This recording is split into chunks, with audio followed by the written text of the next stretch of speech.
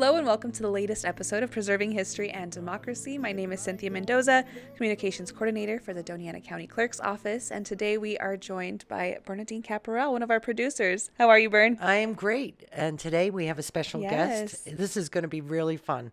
We will be speaking with Dr. Gregorio Gonzales, who will bring us the Native American experience, and please welcome Dr. Gonzales.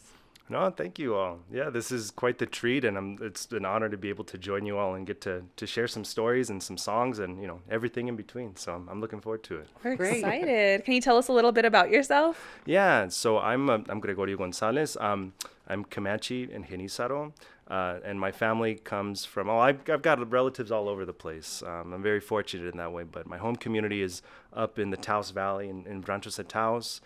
So it's a Genízaro community that's over there, but our family is Comanche, and so so it's a really interesting kind of history. I don't want to ruin my dissertation for you all, but suffice to say, you know, I've been very blessed to be able to live in a lot of different parts of New Mexico, but I spent a lot of time here. I graduated from New Mexico State. I went to UNM for my master's, and I earned my doctorate at the University of Texas at Austin. So I've kind of been keeping to those nomadic Comanche ways that we have, and you know, I've traveled a lot of different places and got to teach Native American Indigenous studies at a lot of different colleges and universities. So it's really beautiful to get to bring that work home and to really get to share it with my relatives in that way. So it's just it's an incredible experience and an opportunity here. So I appreciate it. That's awesome. And I have to say that Dr. Gregorio Gonzales was one of the first ones to reach out to us about our podcast with a great idea. So I'm so happy that you did that. And I welcome you. Oh, thank you. Appreciate it. Thank you. So you brought a guitar with you. Can you tell us a little bit about that? Yeah. So I'm a musician. I think in a former life I was a mariachi. So I played a lot of mariachi music, and you know, just music's just a really important part of my life. And so, you know, when I was teaching, and even when I wasn't teaching, but I've always got an instrument on me in some way, shape, or form. But especially when I was teaching Native American studies, I always like to bring music into these spaces that typically you don't get to hear a whole lot about. Yeah. And so I wanted to bring this guitar here today because I wanted to share, you know, our state song. We have here in New Mexico, we have two state songs. We have an English version one, and when we have a Spanish language version one. And so when I was teaching Native studies, it was always interesting to get to work with students and kind of reorienting kind of their focal point to thinking of U.S. history, but specifically New Mexico history and how Native peoples interact in those spaces. And so because New Mexico is a bilingual state, and you know, it has this really deep history with the Spanish language in particular, you know, Native communities have had to engage with these different governments in a lot of different other languages, and so Spanish being kind of one of the primary ones. And so, you know, it's kind of neat to get to show that aspect of New Mexico history and to kind of give I guess a Comanche spin on it, if you will. There we go. So yeah, it's been good. But yeah, I mean, I typically I'd bring it in, or in a lot of different places that I'd either give talks or whatever, but I love being able to bring music into this space because it's just it gives it a different quality about it, I think. Absolutely. Yeah. Cool. So will you play the Spanish version? Sure. Yeah. So this is called Así es Nuevo Mexico, and the version that I play was kind of made popular, I guess, by former Lieutenant Governor Roberto Mondragon from Antonchico, New Mexico.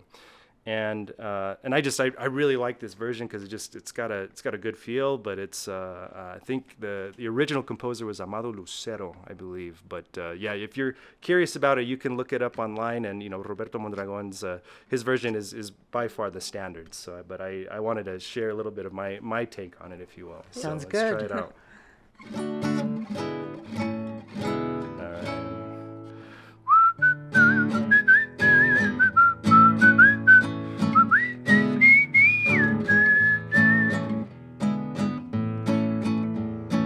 Canto que traigo muy dentro del alma, lo canto a mi estado, mi tierra natal. De flores doradas, mi tierra encantada, de lindas mujeres que no tiene igual. El río del norte, que es el río grande, sus aguas corrientes fluyen hasta el mar. Te riegan tus campos, mi tierra encantada, de lindas mujeres que no tiene igual. Así es Nuevo México, así es esta tierra del sol, de sierras y valles, de tierras frutales, así es Nuevo México. Tus campos se visten de flores de mayo, de lindos colores que Dios los dotó. Sus pájaros cantan, mi tierra encantada, sus trinos de amores al ser celestial. Mi tierra encantada, de historia bañada, tan linda, tan bella, sin comparación.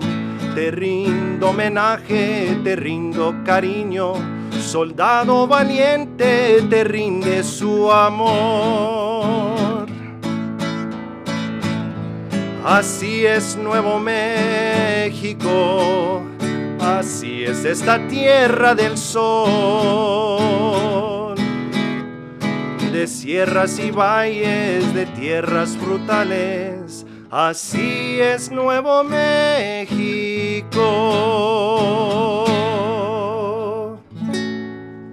Bravo. Más o menos. No, that was great. Very nice. That's very different than the Oh Fair New Mexico yeah. I grew up with. I love this version a lot more. Yeah, That's awesome. Thank you for that. You know, it's a beautiful song, and you know, like I said, I think there's a narrative that goes through it that I think it gives us a different reference point for thinking of New Mexico history, and I think like that is then indicative of what, you know, the cultural legacy of this place has been. So like if there's a way for me to be able to, you know, to bring that out and to get to share it with others, I try to, just because New Mexico is a beautiful place. Absolutely. You know? Speaking a bit about New Mexico history, and kind of, I guess we can kind of start going into the topic of indigenous history of New Mexico. Can you kind of talk about the tribal communities that are indigenous here to the Mesilla Valley? Yeah. So there's, you know, in my experiences in the past, both professional and personal, I've had, I mean, just incredible opportunities to be able to get to work with, you know, indigenous leaders and communities here, particularly in southern New Mexico. And one of the interesting parts about southern New Mexico that really kind of distinguishes it from other parts of New Mexico is that, just again, like the reference point that indigenous peoples have here is quite different. It's distinct. And so there were indigenous, and there actually, I should, you know, also say that there are indigenous peoples here in New Mexico, and particularly in Doña Ana County. But sort of historically, a lot of, you know, the kind of historical textbooks in particular identify kind of 2 to 3 kind of main kind of tribal groups that were kind of indigenous to this place. So one of them being the Piros, the other being the Mansos, and then later after the Pueblo Revolt of 1680, then sort of a group of Tiwas from Isleta Pueblo making their way down south. But what's interesting though is that also, as I'm Comanche, like I was also really curious in that we also have stories about this place as well. And it turns out, you know, the Comanches were actually, you know, negotiating treaties with the Chihuahua government just down the road in San Elizario, Texas. So this place has been known to a lot of different indigenous communities and tribal nations in a lot of different ways. Of course, there's Apache communities. You know, we see Mescalero kind of down the road, and the Fort Sill Apache tribe now kind of starting their community there in Aquila Flats. But there's also other Apache communities that are kind of in this space as well. So it's you know, tribally speaking, it's a very vibrant place, and there's a really incredible multi-tribal history that exists in this particular region, which again is pretty distinct from what you see in other parts of the state, but of course is very interconnected just in terms of just how this was kind of a thoroughfare for making your way from Paso del Norte, or what's now Ciudad Juarez, up to Santa Fe and Albuquerque. So there's again, I I could really go on for days about kind of what distinguishes southern New Mexico in particular, but Pito peoples and Mansos and as well as Tiwa kind of community members are very much a vibrant part of this region, and their story is integral to how we see kind of the historical development of southern New Mexico and how we see Doña Ana County today. But also, Comanches, we get to make our entrance into that space in different ways, but it's a beautiful place though. So I was at a conference earlier this year, and I met 2 Indigenous women in the group. And again, it was about Native Americans and the governments working together with U.S. government, local, state, and so forth. But she struck me as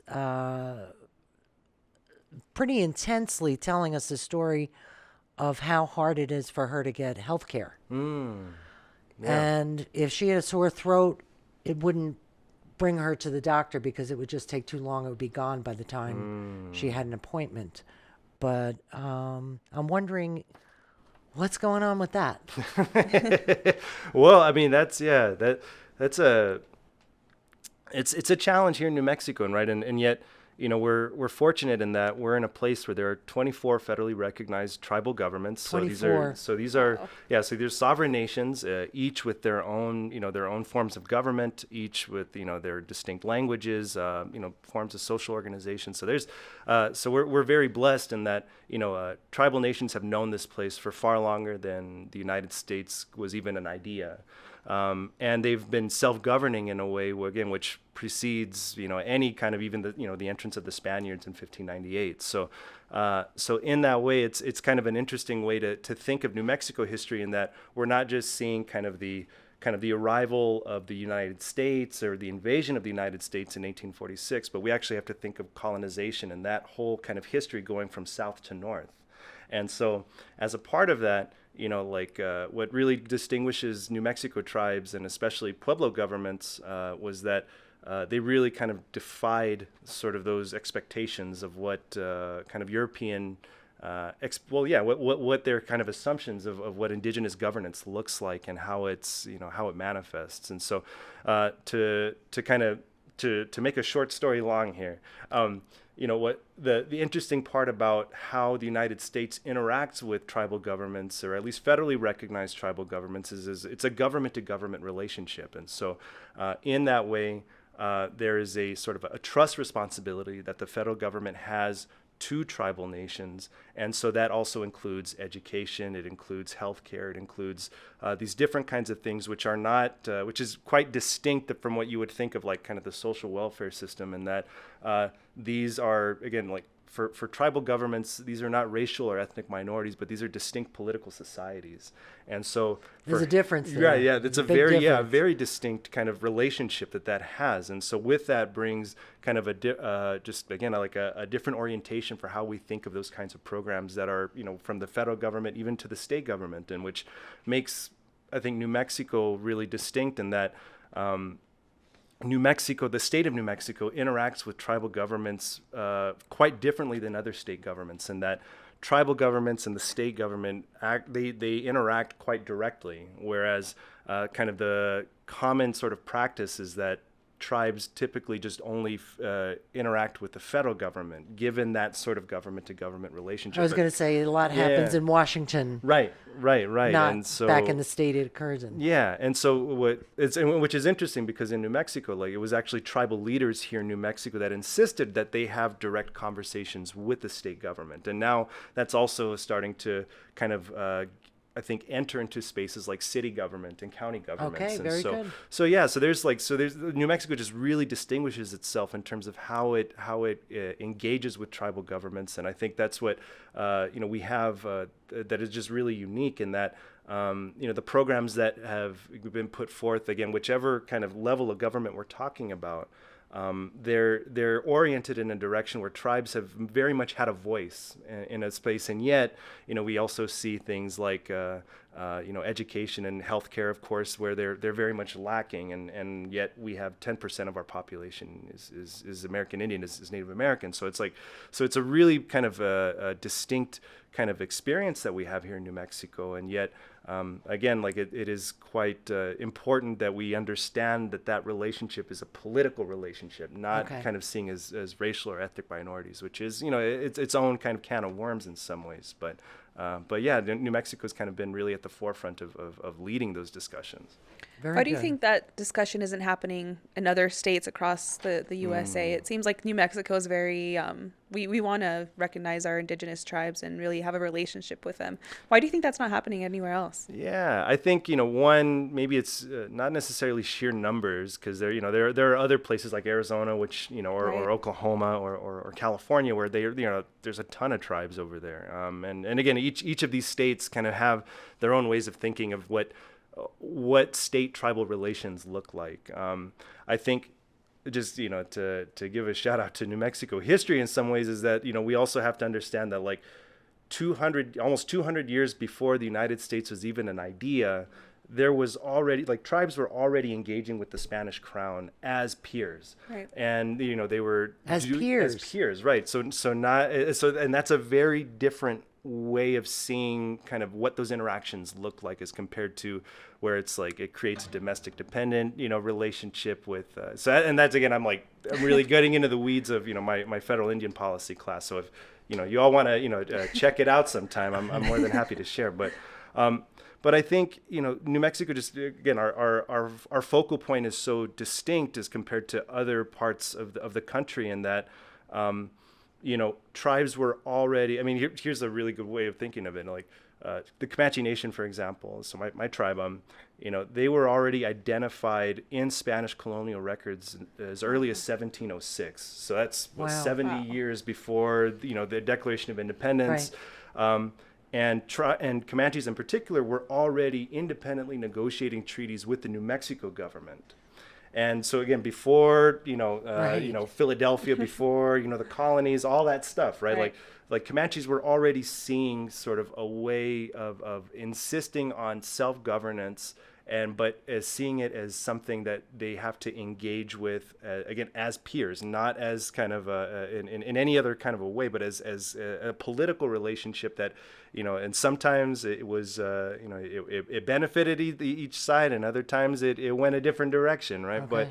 But they came together as equals. Right. And so that's where places like San Elizario, others like San Miguel del Vado, but like these little tiny communities across West Texas and New Mexico, but these are sites of significance in that this is where treaties were negotiated. This is where terms were created, and indigenous governments were seen as being able to independently self-determine their own destinies, which again, in other parts of the country, so when I taught in Ohio, for example, there's 10.5 million people there, and there's not one federally recognized tribe in that area. Yeah. I mean, they're very vibrant urban indigenous communities, and in Columbus and Cleveland and Cincinnati and others, and so so there are those kinds of communities, but in terms of thinking of tribal governments, that is more of a reflection of the success of federal Indian policy in removing indigenous peoples from those lands. And what distinguishes New Mexico in some ways is that the indigenous peoples of this place have always been here. Right. And so, and I'm very fortunate to be Comanche in that, we're nomadic by definition, and so we kind of made our way all across, New Mexico, and as far north as Wyoming, up into Calgary, Canada, and then as far south as Querétaro into central Mexico. So our homelands have a very different kind of a reference point than our Pueblo relatives, but nonetheless, we also knew New Mexico. And so I think that depth of historical relationships with this place really distinguishes, I think, those kinds of interactions in really important ways. Right. Yeah. Are there any political or social groups consisting of indigenous people here in Doña Ana County? Yeah, I think there's, in terms of, there are communities, right? So there's the Piro Manso Tiwa tribe of the Pueblo San Juan de Guadalupe. You said three names there. Yeah. Tell me about that. Their communities, it's a really interesting history, and it is more reflective of kind of, again, the distinct politics really that exists in southern New Mexico and in Doña Ana County. But that community kind of has its own relationship to Tortugas Pueblo, which is, Right. Some folks may be familiar with here in Doña Ana County. But again, I think that's more for them to be able to narrate what that history is than for me to be able to say it. But suffice to say, there are many southern New Mexico Pueblo communities that I've been in contact with and been helping out and being able to work with for some time. There's also Apache communities. So there's the Chihina Inde Nation that's based here in Las Cruces. And then, there's a growing Comanche presence here in southern New Mexico as well. Not necessarily on the level of kind of a distinct kind of organization in that way, but there's a lot of families that are here in particularly in southern New Mexico, but across New Mexico really, because this was a part of our homelands too. So. But I mean, and especially in terms of thinking of groups and kind of community organizations, like I think one place that's really important for thinking of just indigenous presence in southern New Mexico is actually New Mexico State. So, a lot of tribal students from, Pueblo communities, Apache nations, as well as the Navajo Nation, like they make their, and other tribes, of course, but, a lot of them are coming to New Mexico State. And so the American Indian programs here at the university have been a really important place for that kind of sense of community among tribal students and faculty and staff.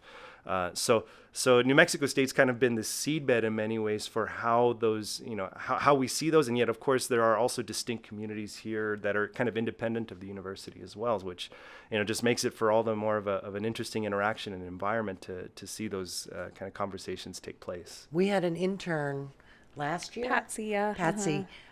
She was an indigenous person. She's from Gallup, okay. yeah. Okay. Yeah, she was Pretty from cool. Gallup, and right on. she helped us out with a couple of podcasts, right? Yeah, that was it's fun. fantastic. Cool. Yeah. Yeah, and I think that's, with having a university like New Mexico State, we're very fortunate in that, we get to bring in a lot of students and faculties to the campus community itself has, there's such a diverse campus community in and of itself, right? But especially when it comes to Native students, there aren't as many as we should be getting here, right? But hopefully the university is wanting to take steps to kind of really reach out to tribes and get those students to come over here, so that way again, like they can take that knowledge and that experience back to their home communities in the way that they do.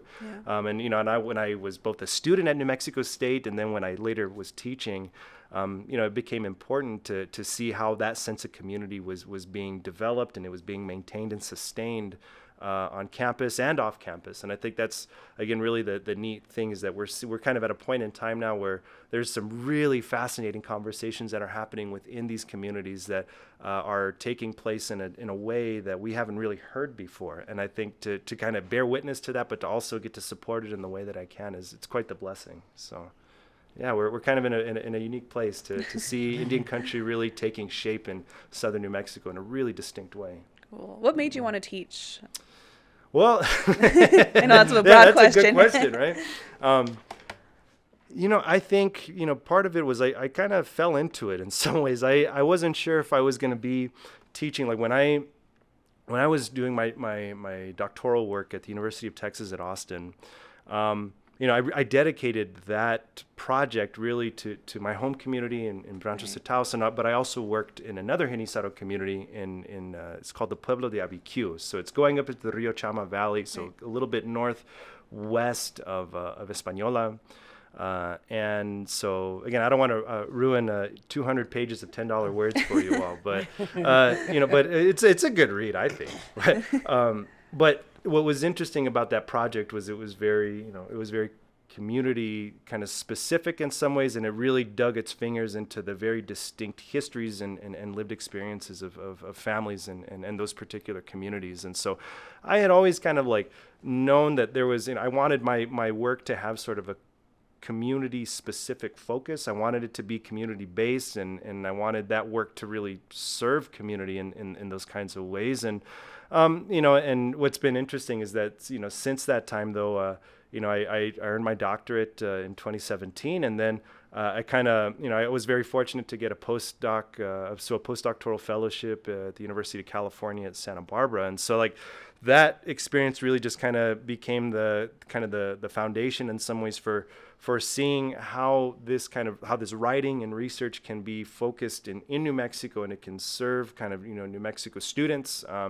But I was, it was ironic that I had to be in California in order to develop that in some ways. And, like I said, taking that nomadic sort of approach in the way that I did and teaching in Colorado and in Ohio, like it was really important to get to also understand that tribal communities outside of New Mexico have had really different experiences than what I think than what our relatives have had here. And so understanding that there's also a bigger world, and yet it just gave me that much more of an appreciation for what New Mexico tribes have been able to accomplish here in a way that is, again, it was something that you didn't really get to see in other parts of the country. So I think, getting to learn those things, getting to work with tribal leaders and elders and kind of cultural knowledge bearers in these different places. And then it really kind of, it gave me a passion for thinking about how to connect the dots between between teaching what I was talking about in the classroom as not just something that was theoretical, but that was actually applicable, and that was something that you could take into the community and really get to ask some really provocative questions about about where we're at, and how, again, being in the service of Indigenous self-determination. So I think that was really kind of the focal point in some ways. And my journey's kind of taken me outside of the classroom more recently, but again, I always enjoyed being able to interact with students, because we got to just ask some really fascinating questions of one another, and like we got to think through some stuff. And so like I think that ability to be able to have that space to to not just kind of think abstractly, but then to really put into context how these things interact with our kind of current day kind of issues in New Mexico, and particularly in the borderlands, where you had not one but two settler governments that were trying to pursue policies of annihilation of Indigenous nations. Right. And yet tribes are still here. Right. And so that's kind of what makes that resilience all the more important to amplify, but also for us to be able to ask different kinds of questions. So I think it's been a good experience, and hopefully I'll get to do some more work in that way, but we'll see. There's a saying in Spanish that says, "A ver, dijo el ciego," or "Let's see," said the blind man. I love that. So next year is 2026, and the U.S. is going to be celebrating 250 years of the signing of the Declaration of Independence. What was happening here in New Mexico in 1778, say? Yeah. So I think during that time, and so actually, my shirt, it's from Kiowa artist Stephen Paul Judd, but this is directly from the Declaration of Independence. But this is how they think about Native peoples, as merciless Indian savages. So I really like to again put that into context of how dehumanization. Yeah, but also again how the framing of Indigenous existence in this in this country was already shaped in a specific way. Now, to narrate that and to put that in the context of New Mexico, we have to, that during that same time, English wasn't the language that we would have been speaking. It actually would have been Spanish. And especially during that time, the way that tribes were interacting with colonial governments would have been with the Spanish crown. So it wouldn't have been with, the Americans. It wouldn't have been with the English. Although again, Comanches, we kind of problematize some of that in our own ways. But here in New Mexico, though, in 1776, this was a Spanish colony, and kind of the main kind of population centers of New Mexico. And we actually consider Paso del Norte, so now current day Ciudad Juarez, like that was my argument. That was technically a part of New Mexico more so than what we think of Texas. But again, well, I guess people can debate me on that one. But this place, had kind of different population centers and different kind of places of governance. And so Paso del Norte was itself kind of a launching point to get to Albuquerque, to Santa Fe, to Taos, and Taos being kind of the far northern reach of the Spanish kind of colonial apparatus in the Americas. And so during that time, Comanches, of course, we were kind of making all kinds of males. We were causing all kinds of trouble in different places. So were our Apache relatives as well as Navajos. But during that time, Comanches and different tribes were independently negotiating treaties. They were developing political relationships with the New Mexico government in very distinct ways. And that is very different than what was happening on the eastern seaboard when we see, that was when the revolution was happening and you had different tribes being played off of by different colonial powers. And so there's a whole, there's an important context that's happening, on the eastern, on the East Coast that, really, again, shapes what our national mythology is about the formation of the United States. And yet here in New Mexico, there was, so in 1776, one of the key kind of historical texts, if you're curious or your listeners are curious, there was a Franciscan priest named Fray Atanasio Dominguez.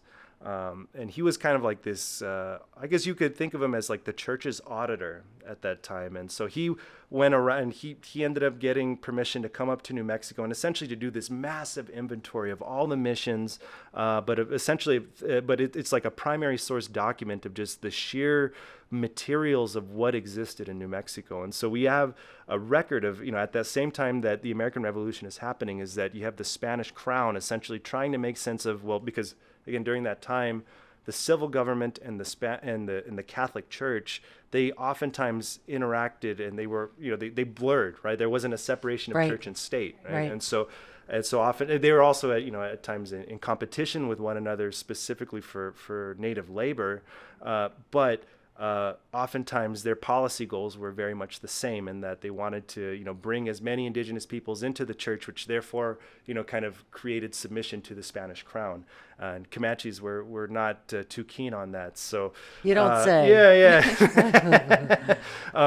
But, so in 1776, like you had this, it was a really volatile time in New Mexico's history in that you had, tribal nations that were not submitting to colonial power. And in fact, were saying no. In fact, they were actually playing off, different. So the Comanches in particular were pretty infamous for the way that, they would, they were taking horses from New Mexico on one end, and then another group of Comanches were getting guns from the French in Louisiana, and then they were coming together on the plains, and then they would kind of exchange these materials. And then, so really the only way that New Mexico was able to survive as a colony during that time was because of Comanches being able to bring these kinds of illegal trade goods into the New Mexico markets. So, that's one, I guess, take on New Mexico history that I imagine there'd be some good and healthy debate on. But Comanches were really important in terms of, again, like where being the nomads. Yeah, being the nomads and really kind of giving New Mexico an alternative to what kind of the economic policy of the crown was, which was, it was like essentially creating all these taxes so that the further north these things were going, or these items, whether they were knives, whether they were, but just different materials, the farther north they went, the more taxed they were. And so Comanches were essentially creating an alternative, and so getting French guns, getting French, all these different kinds of wares and materials, and bringing them into New Mexico markets, so that way people in New Mexico could actually survive in this place. And so, but that also, whether they were running guns or whether they were running captives or they were running a lot of different things, like Comanches really provided an alternative to New Mexico's economy. At a time when, again, in the United States, or at least again our national mythology on the eastern seaboard, there was a specific reference point for thinking of native peoples as not being able to self-govern and not being able to have these kinds of complex political they were relationships. Savages. Right. Yeah, or at least, again, that's that was the narrative, right? And so and how effective it was then in since that time, and really getting to determine kind of how tribes can interact with settler governments in some ways. But again, New Mexico just really offered a different vision of that, because like tribes weren't kind of in, like they weren't in that same position, but at the same time they were dealing with a different set of political conditions that were just, again, very distinct. And I think in some ways that just, again, distinguishes New Mexico's story in such an important way. Right. Yeah. I'm finding out more and more. I grew up with the East Coast stories. Yeah. And the treatment and the experience is so much different here. Right. I mean, yeah, we have to think about it this way: is that like, really the Declaration of Independence didn't really have any significance in New Mexico until the invasion of 1846. So the United States is kind of a really recent idea in these lands. Right. And so, and that's kind of what distinguishes New Mexico law in some ways from even Texas or other places, in that our form of state law is grounded in civil law, versus where the other, like Texas and other places, is grounded in a common law tradition. So the civil law tradition comes from Spain, which is itself a reflection of Rome, like kind of the Roman legal system, versus the common law system, which is kind of a reflection of the East Coast and Right. kind of the English sort of legal system. So like even in terms of thinking of how legal traditions kind of come into being in these different places, like New Mexico just really distinguishes itself in that way. So lots of good New Mexico history coming out here. Yeah, we love it. Yeah. How do we continue talking about history here in New Mexico and Indigenous people? Because I know sometimes it seems like this history is kind of being, not erased, but maybe not talked about. Well, I mean, there's, again, we're how do I put it? We have to understand that even as distinct as New Mexico's kind of historical context remains, the archive that we have here in New Mexico is itself compromised. Like there were, several fires that happened, and and archives were looted, and so the glimpses of New Mexico history that we have are actually they tell a certain narrative for a specific reason. And so we can't really, we can take them at face value in some ways, but we also have to understand there were things that were happening that we may not really be able to lean on the archival record in some ways, because, again, like there were just these different things that were happening across New Mexico's kind of story that, that then shape how we then see that story today. Now, I think what's really important about kind of native New Mexico, or we think of kind of the notion that tribal peoples have always been in this place, that, we, in many instances, native peoples, we come from oral traditions. And so our oral histories have just as much validity and just as much fact as what you would see in a Spanish colonial document that's in Santa Fe, or a Mexican era document that's in, Right. Albuquerque or somewhere. So, and so I think to be able to amplify, tribal voices in those kinds of places where there's I guess not to use kind of academic language or something, but there's a data set that we can draw on that is altogether distinct from what we have that is filed away in an archival box in Santa Fe at the And state equally archive. as important. Right. And and that those are also living, breathing traditions in and of themselves. So I think that's kind of the important aspect, is that New Mexico, we have this ability to see past the United States in some ways, and that like our story doesn't begin in 1776. That's right. It actually begins in 1598 when Oñate takes a handful of dirt, he yells Bible verses, and he throws it into the air, and that action ends up legalizing colonialism in New Mexico. And that's a very different thing than what we see again on the East Coast. But that reference point is again, it distinguishes kind of New Mexico's story from really any other place, because I mean, when the Spanish make their way, or the Spanish crown makes their way into California, it was like actually after U.S. independence in the, I think, 1780s. Texas was settled after. So New Mexico just has a much deeper history than any of these other places in what we think of as the United States, and particularly in the Southwest. But again, like we also have, I think, an incredible opportunity to really get to draw on a different set of knowledge systems that are very distinct to tribal communities, and that have existed in these places for far longer than, again, the United States has been around. Right.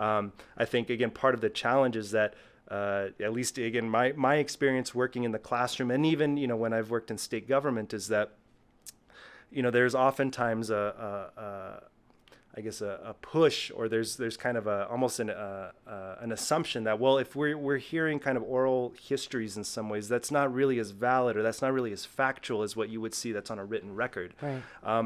And again, and that is more of a reflection in some ways of kind of a logic that's been used to kind of suppress Indigenous knowledge in these spaces. And so if we have this opportunity now to get to amplify those voices and to really get to see that knowledge is equally valid and important and meaningful to this place, then we get to really, again, we get to see a different way that this place has been able to have many different communities interacting with one another, and of course having to work through their differences, and in some cases though that working through not coming under the best of circumstances, but nonetheless, New Mexico's still here.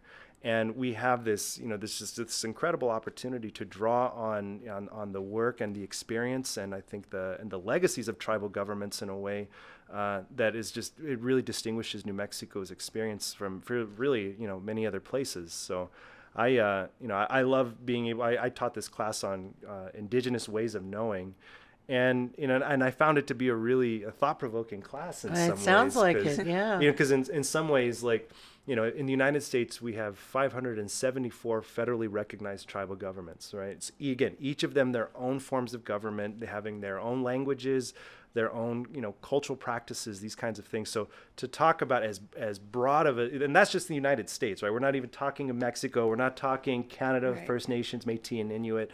Like, that's not even getting into the Western Hemisphere, right? But the way that I like to at least envision that, though, is that if we ground that conversation in place, and what I mean specifically is we ground that conversation in New Mexico, then we have at least an opportunity to see how Pueblo governments, and in particular, have been so creative in the ways that they've had to engage with different colonial powers. And of course, me being Comanche, like, I also get to draw on my own tribal experience and my own tribal histories in those ways, and that again are able to see beyond what those kinds of narratives say. Well, Native history exists in these places, or that these kinds of conversations can only happen in these kinds of formats, and yet tribes have been talking about the interweaving of these things for millennia at this point. So it seems like we're, in some ways, perhaps to amplify tribal voices is to catch up with what our elders have been talking about as to why these things are so important to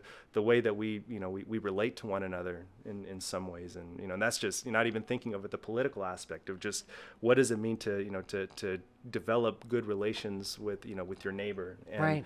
And I think, tribes had different ways of thinking about it. I know Comanches, we're very independent-minded people. And so we had our own ways of seeing that we're definitely at times at odds with our other tribal relatives, and yet, like, Comanches knew this place just as much as our other relatives, and that's important. That's important. Well, I want to say thank you so much for sharing your expertise today. And maybe we could go out with one more song with the outro. Yeah, could you do us another song? Ooh, yeah, Yeah, okay, I've got one. No pressure. Yeah. All right. This one, I think, given our current moment, right? With there seems to be so much uncertainty, and there seems to be, it seems like at times it's you turn on the news and there's it's one crisis after another, or some kind of bummerific thing that's happening in the world, and yet bummerific. I love it. I call it bummerific. I love it. But there's a song that I know I listened to quite a bit when I was younger, and it's something that really speaks, I think, to just kind of what I think, the challenges of that kind of experience, but also I think the way of thinking of one day at a time, and so there's a song that's called Un Día a la Vez, and I really like the Los Tigres del Norte version of it. I know there's other people that that look at it differently. It was actually a country song that then it made its way into sort of the into the cultural practice in Spanish language music, and so being here in the borderlands, like I got to get exposed to it, and I love the message of it. It was just it's an incredible song, and and I think it's very timely for I think this Where moment where at, we are. yeah. But un día a la vez, and this is sort of the version, well, my take on it, but a ver. So.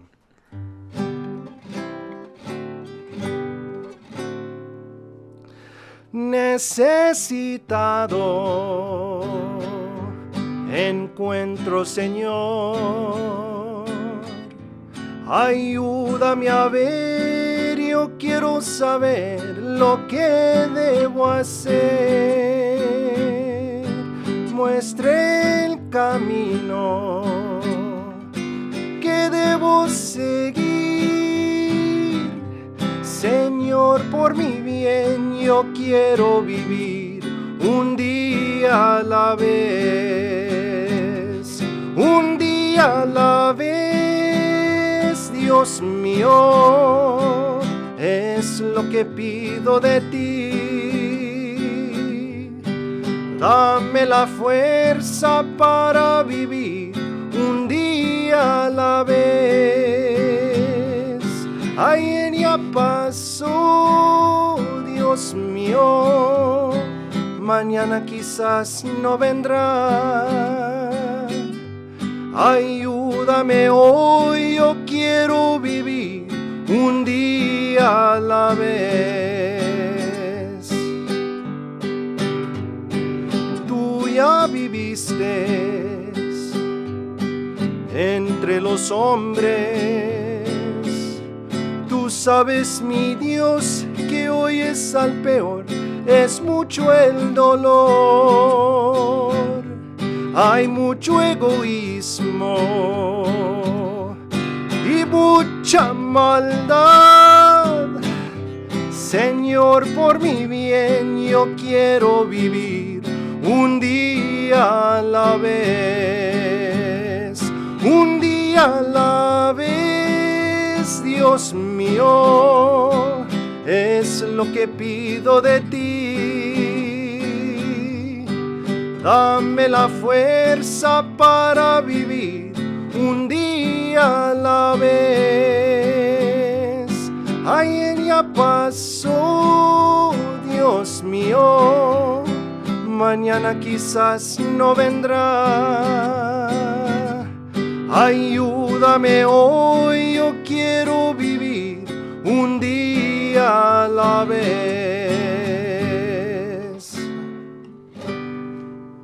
Awesome. That was beautiful. Thank you. Cool. Thank you so much for joining us. We appreciate all the knowledge you gave us today, because we don't really get to hear about Indigenous history. No, we don't. So, Well, hopefully, it's the first of many, right? yes. Very Awesome. interesting topic because it's before Before the vault. before the vault. Before the vault. Whenever we have a podcast, we usually pull out documents from the vault. Ah, But okay. we're before the vault. Deeds Yeah. and marriage licenses, but we don't really have Yeah. much of No. that. So we don't really have much before 1800s, do we? And that's kind of it, right? Is like in, at least in Doña Ana County, where there it has its own really kind of peculiar relationships to tribes in some ways, and yet the fact that there is now kind of this growing sort of understanding of these communities and their legacies in this place. Like, I think that's what makes this podcast really, that's why I found it to be so intriguing, is that I think these different offices and these different kind of governments that are now trying to see these, different communities and see the diversity of what makes this place and what makes this such a beautiful place in many ways, and so tribal peoples have had our own forms of evidence and documentation in some ways, which you can see in our stone stories, or some people call them petroglyphs. You can see them in actually here in the Oregon Mountains, or what we call Oregons, like Comanches, we're documenting our own stories in those places as well. So there's other ways of seeing documentation, right? And seeing what the archival record could be. It just may not be in a vault. It may That's it may be out in the beautiful New Mexico landscape that we have here. So if I can do something to encourage people to go check that out, I definitely want to. So I thank you for this opportunity to get to talk some good story. So I'm grateful for it. Thank you so much. Thank you for joining us. I want to thank Bernadine Caparel for finding this incredible guest. And of course, You found us. Yes, it was meant to be, right? Yeah. And thank you to Jacob Slaughter behind the camera for all the camera work that he does and editing as well. So thank you for joining us for the Preserving History and Democracy podcast. My name is Cynthia Mendoza, and we'll see you next time.